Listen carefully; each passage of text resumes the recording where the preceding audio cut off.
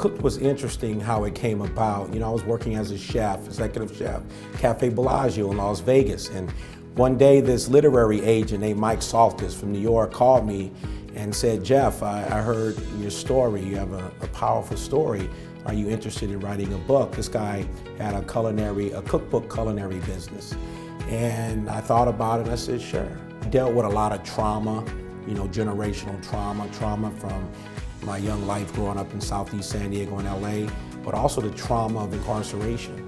So when I was writing that out, it allowed me to understand why certain things happened in my life, but it was life-changing for me.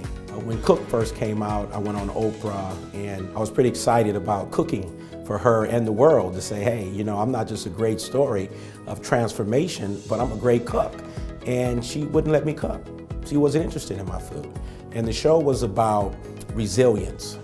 And what I didn't know at the time, Oprah was giving me a platform to canvas this country, to work with young people and teach them about middle-class values and taking many of the transferable skills that one may have used in crime or learned as a kid, you know, into the workforce. Talking about the social ills in inner city America, the impact of drugs, generational poverty, trauma, education system, you know, the criminal culture in Black and brown communities. And those are some great areas that we'll be able to really hit hard and educate people, and that no matter who you are, no matter where you come from, anybody can change.